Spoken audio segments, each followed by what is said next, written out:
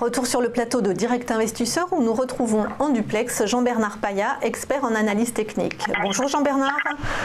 Bonjour à toutes et à tous.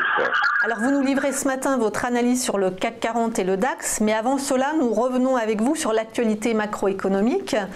Donc on peut peut-être commencer par les tensions entre Donald Trump et l'Arabie Saoudite. Est-ce que ça peut perdurer et surtout est-ce que ça a eu un réel impact sur les marchés ? Alors là, pas du tout, parce que nous voyons bien qu'il semble qu'une solution sera trouvée pour désamorcer ce conflit.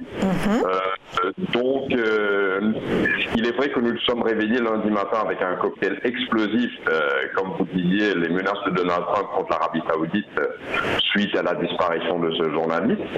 Mais il me semble que Donald Trump a envoyé un émissaire en Arabie Saoudite pour désamorcer ce conflit, et il semble qu'une solution soit trouvée.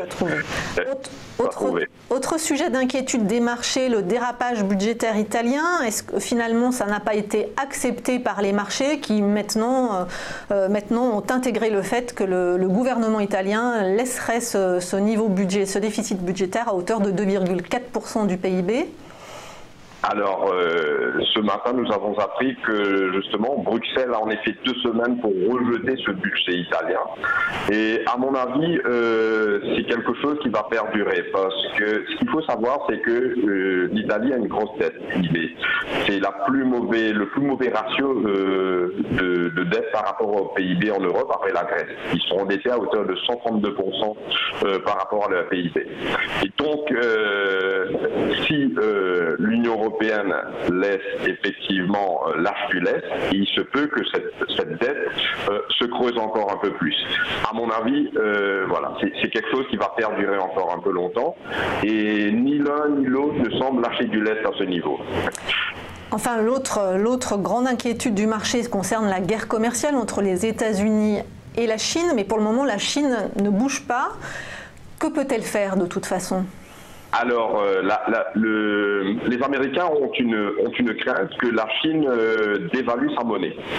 Donc, je pense que c'est quelque chose aussi qui va encore perdurer. Nous ne sommes pas sortis de cette guerre, même si pour le moment, elle semble être temporisée. Nous voyons bien que l'industrie automobile aussi en Allemagne est en nette baisse. L'Allemagne qui craint aussi que cette guerre commerciale pèse sur elle, surtout concernant son industrie automobile. Donc voilà, c'est quelque chose qu'on a mis de côté pour le moment, mais qu'il faut avoir à l'esprit.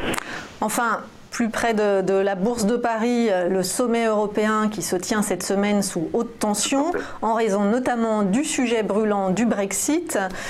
Theresa May d'ailleurs s'exprime ce soir devant les 28 chefs d'État des pays de l'Union européenne à propos du Brexit. Est-ce que finalement ce non-accord n'est-il pas déjà intégré dans les cours de bourse ? Écoutez, je pense que oui, quelque part, parce que ça commence à durer maintenant, ça commence à faire longtemps, donc c'est quelque chose qui dure depuis trop longtemps finalement. Donc là, il semblerait que le sujet soit l'Irlande, et je pense que nous nous dirigeons vers une séparation sans accord, mais comme vous le dites, je ne pense pas que les marchés vont pâtir de ça. Et en revanche, ce que nous avons vu hier, c'est les indices phares américains.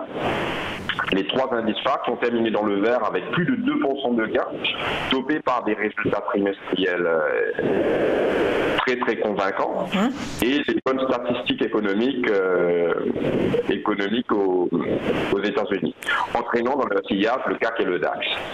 Donc justement, revenons aux indices européens et à l'analyse technique. Quelle tendance constatez-vous sur le CAC et le DAX actuellement ? Alors, hier, ce rebond, pour le moment, pour moi, c'est un rebond technique. Donc, nous sommes toujours dans un biais baissier, que ce soit pour le CAC ou le DAX. Et la semaine dernière, lors de mon intervention sur votre antenne, je disais qu'avec une cassure des niveaux de 5225, 5200 points, la prochaine zone serait 5050 points. Je parle bien sûr du CAC. Oui.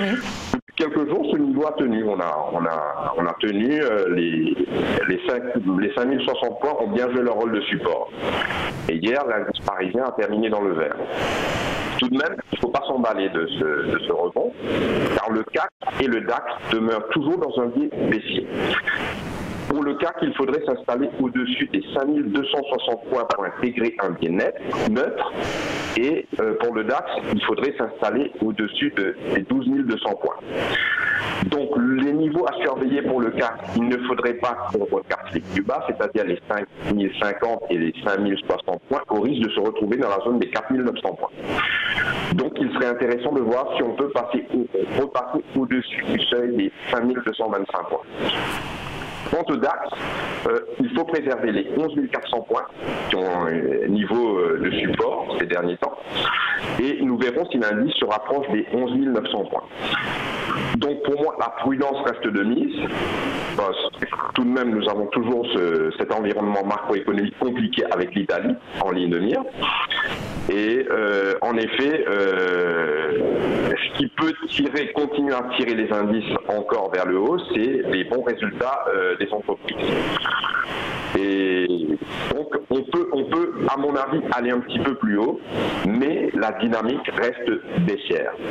Et pour moi, il faut continuer à naviguer à vue, parce que ça reste quand même assez fragile ce rebond.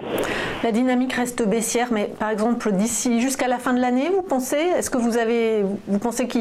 qu'on a d'abord une visibilité jusqu'à la fin de l'année dans un contexte aussi volatile? Alors pas du tout, on n'a pas de visibilité jusqu'à la fin de l'année. Comme je le dis chaque semaine, il faut continuer à naviguer à vue, parce que ça fait quelques mois maintenant que nous n'avons pas une tendance, mais nous avons des biais, un biais baissier, tantôt un biais haussier sur le CAC. Il faut aussi voir que le DAX, lui, il a demeuré dans un biais baissier, alors que le CAC était passé dans un biais haussier. Donc tout ça demeure fragile. Donc pour le moment, mais il n'y a pas non plus de panique, il n'y a pas non plus de panique. Je ne vois pas non plus une panique générale ou un crack des marchés, mais voilà, il faut rester prudent et naviguer à vue. Mais dans un biais baissier, c'est pas le moment de rentrer sur le marché, il faut mieux rester à l'écart. Il vaut mieux pour le moment rester à l'écart. Il faut mieux rester à l'écart parce que, surtout à l'achat, il faut rester à l'écart aux acheteurs. Mais maintenant, ceux qui veulent prendre des positions vendeuses, ça peut se faire. Mais surtout, ne pas rentrer à l'achat, que ce soit sur le CAC, que ce soit sur le DAX. Surtout pas. Merci beaucoup Jean-Bernard Paya, expert en analyse technique.